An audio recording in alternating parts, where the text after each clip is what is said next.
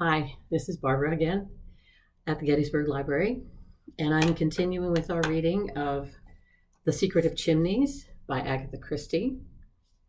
Chapter 15, The French Stranger. Virginia and Anthony walked side by side down the path which led to the lake. For some minutes after leaving the house, they were silent. It was Virginia who broke the silence at last with a little laugh. "Oh dear," she said, "isn't it dreadful? Here I am so bursting with the things I want to tell you and the things I want to know that I simply don't know where to begin. First of all," she lowered her voice, "what have you done with the body? How awful it sounds, doesn't it? I never dreamt that I should be so steeped in crime." "I suppose it's quite a novel sensation for you," agreed Anthony. "But not for you?" "Well, I've never disposed of a corpse before, certainly." "Tell me about it." Briefly and succinctly, Anthony ran over the steps he had taken on the previous night. Virginia listened attentively. "I think you were very clever," she said approvingly when he had finished. "I can pick up the trunk again when I go back to Paddington. The only difficulty that might arise is if you had to give an account of where you were yesterday evening." "I can't see that can arise. The body can't have been found until late last night, or possibly this morning. Otherwise, there would have been something about it in this morning's paper. And whatever you may imagine from reading detective stories, doctors aren't such magicians as they can tell you exactly how many hours a man has been dead. The exact time of his death will be pretty vague. An alibi for last night would be far more to the point." "I know. Lord Caterham was telling me all about it. But the Scotland Yard man is quite convinced of your innocence now, isn't he?" Anthony did not reply at once. "He doesn't look particularly astute," continued Virginia. "I don't know about that," said Anthony slowly. "I've an impression that there are no flies on Superintendent Battle. He appears to be convinced of my innocence, but I'm not so sure. He's stumped at present by my apparent lack of motive." "Apparent?" cried Virginia. "But what possible reason could you have for murdering an unknown foreign count?" Anthony darted a sharp glance at her. "You were at one time or other in Czechoslovakia, weren't you?" he asked. "Yes, I was there with my husband for 2 years at the embassy. That was just before the assassination of the king and queen." "Did you ever run across Prince Michael Abalovich?" "Michael? Of course I did. Horrid little wretch. He suggested, I remember, that I should marry him morganatically." "Did he really? And what did he suggest you should do about your existing husband?" "Oh, he had a sort of David and Uriah scheme all made out." "And how did you respond to this amiable offer?" "Well," said Virginia, "unfortunately one had to be diplomatic. So poor little Michael didn't get it as straight from the shoulder as he might have done. But he retired, hurt all the same. Why all this interest about Michael?" "Something I'm getting at in my own blundering fashion. I take it that you didn't meet the murdered man." "No. To put it like a book, he retired to his own apartments immediately on arrival." "And of course you haven't seen the body." Virginia, eyeing him with a good deal of interest, shook her head. "Could you get to see it, do you think?" "By means of influence in high places, meeting Lord Caterham? I dare say I could. Why? Is it in order?" "Good Lord, no," said Anthony, horrified. "Have I been as dictatorial as all that? No, it's simply this. Count Stanislaus was the incognito of Prince Michael of Czechoslovakia." Virginia's eyes opened very wide. "I see." Suddenly her face broke into its fascinating one-sided smile. "I hope you don't suggest that Michael went to his room simply to avoid seeing me." Something of the kind, admitted Anthony. You see, if I'm right in my idea that someone wanted to prevent your coming to Chimneys, the reason seems to lie in your knowing Slovakia. Do you realize that you're the only person here who knew Prince Michael by sight?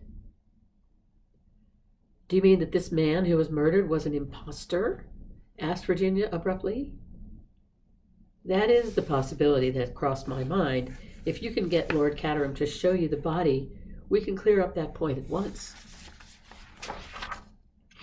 He was shot at 11:45, said Virginia thoughtfully. Time mentioned on that scrap of paper. The whole thing's horribly mysterious. That reminds me, is that your window up there, the second from the end, over the council chamber? No, my room is in the Elizabethan wing, the other side. Why? Simply because as I walked away last night, after thinking I heard a shot, the light went up in that room. How curious. I don't know who has that room, but I can find out by asking Bundle. Perhaps they heard the shot. If so, they haven't come forward to say so. I understood from Battle that nobody in the house heard the shot fired. It's the only clue of any kind that I've got, and I dare say it's a pretty rotten one, but I mean to follow it up for what it's worth. It's curious, certainly, said Virginia thoughtfully. They had arrived at the boathouse by the lake and had been leaning against it as they talked. And now for the whole story, said Anthony. We'll paddle gently about the lake, secure from the prying ears of Scotland Yard, American visitors, and curious housemaids. I've heard something from Lord Caterham, said Virginia, but not nearly enough. To begin with, which are you really, Anthony Cade or Jimmy McGrath? For the second time that morning, Anthony unfolded the history of the last 6 weeks of his life, with this difference that the account given to Virginia needed no editing. He finished up with his own astonished recognition of Mr. Holmes. By the way, Mrs. Revel, he ended, I've never thanked you for imperiling your immortal soul by saying that I was an old friend of yours. Of course you're an old friend, cried Virginia. You don't suppose I'd cumber you as a corpse and then pretend you were a mere acquaintance next time I meet you? No, indeed. She paused. Do you know one thing that strikes me about all this, she went on? That there's some extra mystery about those memoirs that we haven't fathomed yet. I think you're right, said Anthony. Here's one thing I'd like you to tell me, he continued. What's that? Why did you seem so surprised when I mentioned the name of Jimmy McGrath to you yesterday at Pont Street? Had you heard it before? I had, Sherlock Holmes. George, my cousin George Lomax, you know, came to see me the other day and suggested a lot of frightfully silly things. His idea was that I should come down here and make myself agreeable to this man McGrath and Delilah the memoirs out of him somehow. He didn't put it like that, of course. He talked a lot of nonsense about English gentlewomen and things like that, but his real meaning was never obscure for a moment. It was just the sort of rotten thing poor old George would think of. And then I wanted to know too much, and he tried to put me off with lies that wouldn't have deceived a child of 2.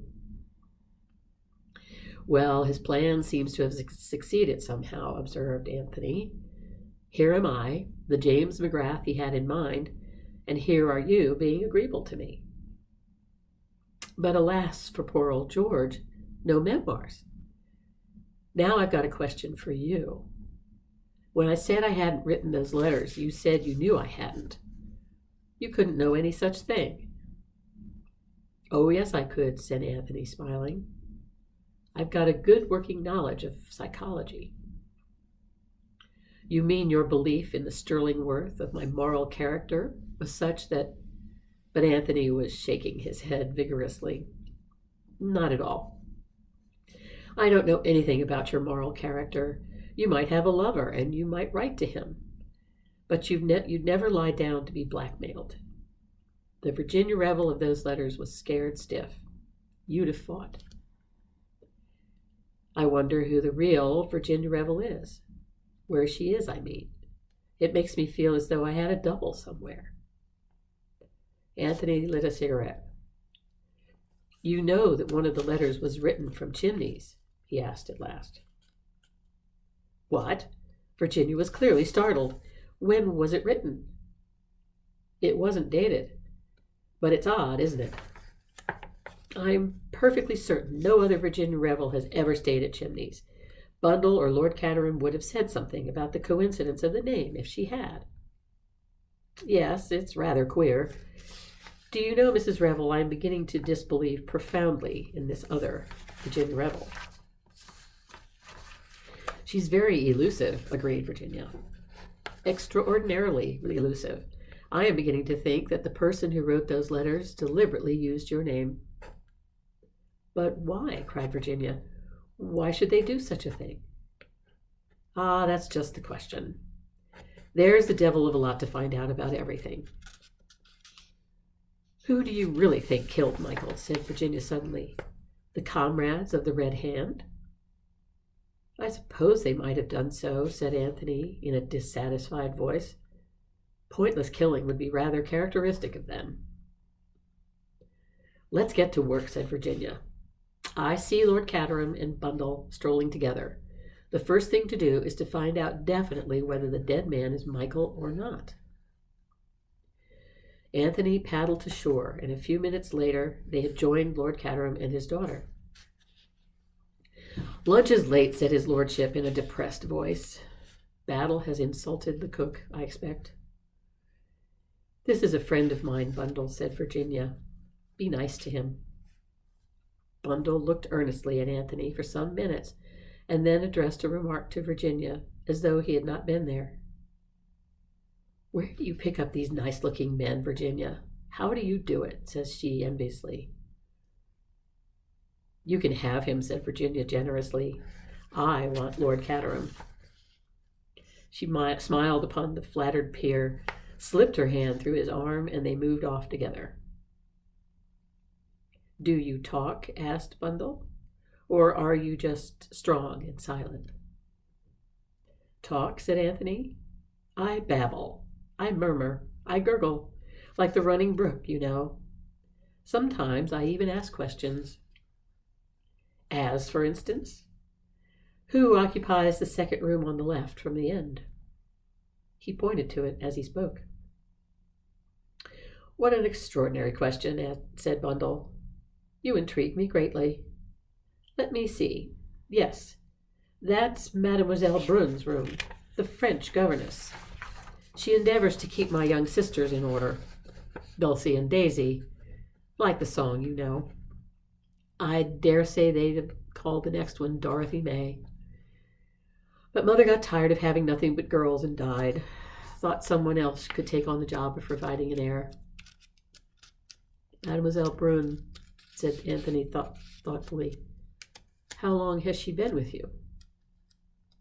2 months. She came to us when we were in Scotland. Ha, said Anthony. I smell a rat. I wish I could smell some lunch, said Bundle. Do I ask the Scotland Yard man to have lunch with us, Mr. Cade? You're a man of the world. You know about the etiquette of such things. We've never had a murder in the house before. Exciting, isn't it?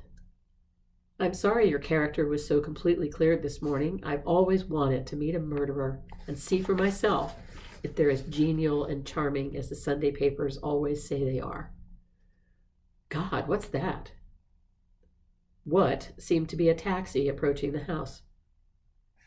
Its 2 occupants were a tall man with a bald head and a black beard, and a smaller and younger man with a black mustache. Anthony recognized the former and guessed that it was he, rather than the vehicle which contained him, that had wrung the exclamation of astonishment from his companion's lips. Unless I much mistake, he remarked, that is my old friend, Baron Lollipop. Baron what? I call him Lollipop for convenience. The pronouncing of his own name tends to harden the arteries. It nearly wrecked the telephone this morning, remarked Bundle. So that's the Baron, is it? I foresee he'll be turned on to me this afternoon, and I've had Isaacstein all the morning. Let George do his own dirty work, say I, and to hell with politics. Excuse me leaving you, Mr. Cade, but I must stand by poor old father. Bundle retreated rapidly to the house. Anthony stood looking after her for a minute or two and thoughtfully lighted a cigarette. As he did so, his ear was caught by a stealthy sound quite near him. He was standing by the boathouse, and the sound seemed to come from just around the corner.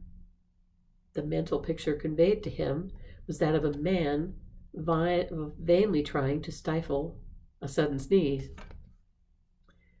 Now I very much wonder who's behind the boathouse, said Anthony to himself. We'd better see, I think.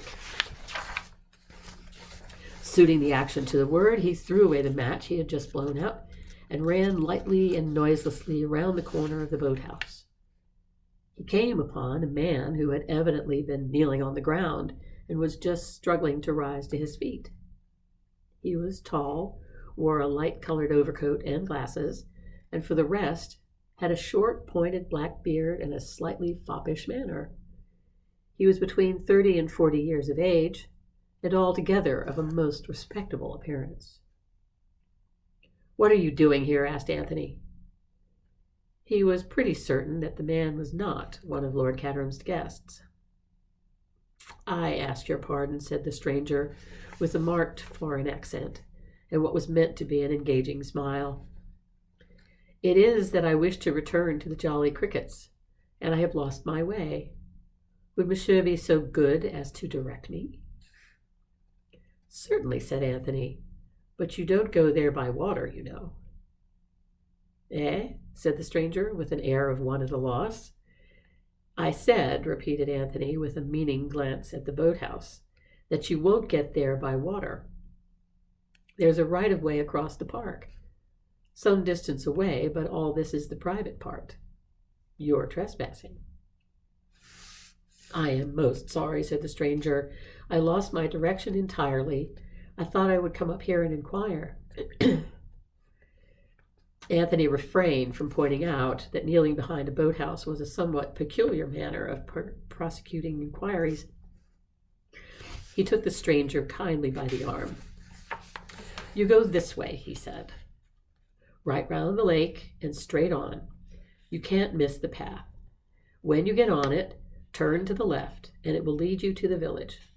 You're staying at the Cricketers, I suppose?" "I am, monsieur, since this morning. Many thanks for your kindness in directing me." "Don't mention it," said Anthony. "I hope you haven't caught cold." "Eh?" said the stranger. "From kneeling on the damp ground, I mean," explained Anthony. "I fancied I heard you sneezing." "I may have sneezed," said the stranger. "Quite so," said Anthony, "but you shouldn't suppress a sneeze, you know. One of the most eminent doctors said so only the other day. It's frightfully dangerous. I don't remember exactly what it does to you, whether it's an inhibition or whether it hardens your arteries, but you must never do it.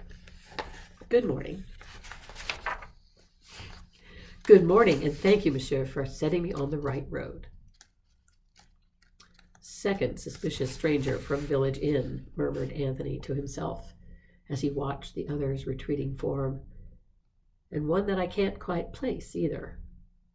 Appearance, that of a French commercial traveler. I don't quite see him as a comrade of the Red Hand.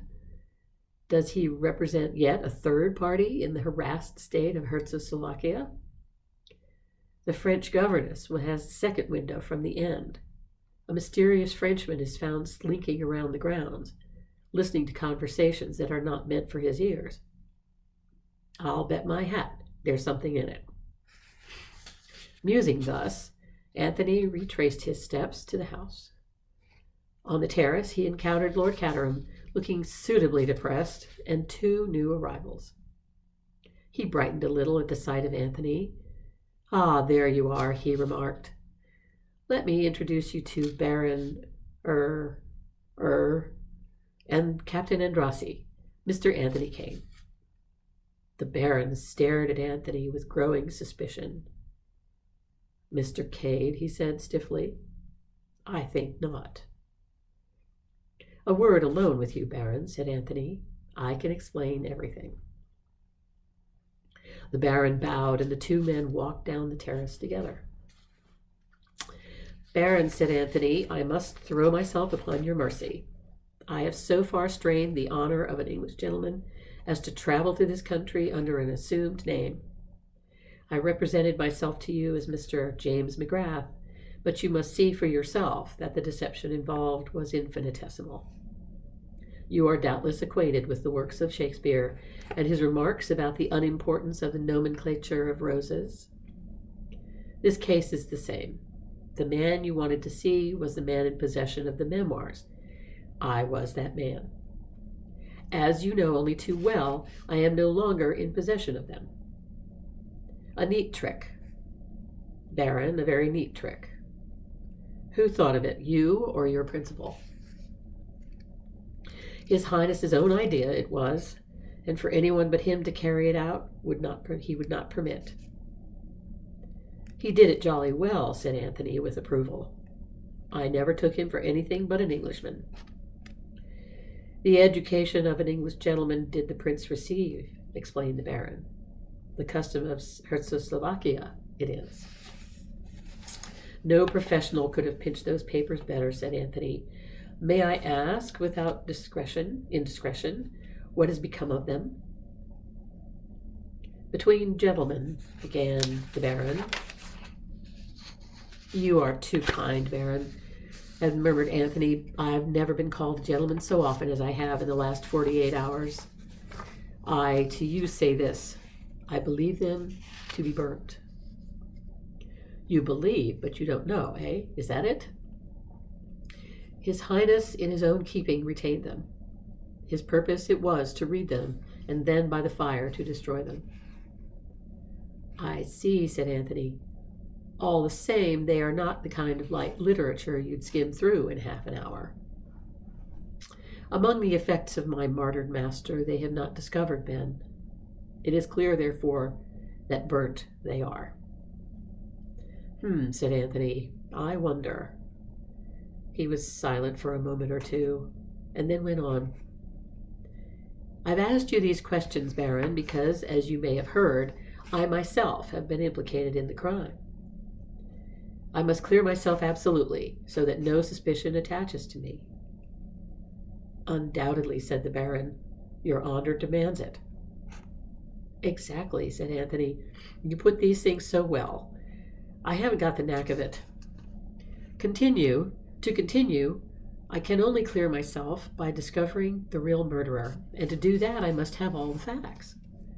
This question of the memoirs is very important. It seems to me possible that to gain possession of them might be the motive of the crime. Tell me, Baron, is that a very far-fetched idea?" The Baron hesitated for a moment or two. Excuse me. "You yourself the memoirs have read?" he asked cautiously at length. "I think I am answered," said Anthony, smiling. "Now, Baron, there's just one thing more. I should like to give you fair warning that it is still my intention to deliver that manuscript to the publishers on Wednesday next, the 13th of October. The Baron stared at him. "But you have no longer got it." "On Wednesday next," I said. "Today is Friday. That gives me 5 days to get hold of it again." "But if it is burnt?" "I don't think it is burnt. I have good reasons for not believing so." As he spoke, they turned the corner of the terrace. A massive figure was advancing towards them. Anthony, who had not yet seen the great Mr. Hermann Isaacstein, looked at him with considerable interest. "Ah, Baron," said Isaacstein, waving the big black cigar he was always smoking, "this is a bad business, a very bad business." "Good friend, Mr. Isaacstein, it is indeed," cried the Baron. "All our noble edifice in ruins is." Anthony tactfully left the two gentlemen to their lamentations and retraced his steps along the terrace. Suddenly he came to a halt. A thin spiral of smoke was rising into the air, apparently from the very center of the yew hedge. It must be hollow in the middle. I've heard of such things before. He looked swiftly to right and left. Lord Caterham was at the farther end of the terrace with Captain Andrassy. Their backs were towards him. Anthony bent down and railed his way through the massive yew. He had been quite right in his supposition. The yew hedge was really not one, but two. A narrow passage divided them. The entrance to this was about halfway up, on the side of the house. There was no mystery about it, but no one seeing the yew hedge from the front could have guessed at the probability. Anthony looked down the narrow vista. About halfway down, a man was reclining in a basket chair. A half-smoked cigar rested on the arm of the chair, and the gentleman himself appeared to be asleep. "Huh," said Anthony to himself. "Evidently Mr. Hiram Fish prefers sitting in the shade."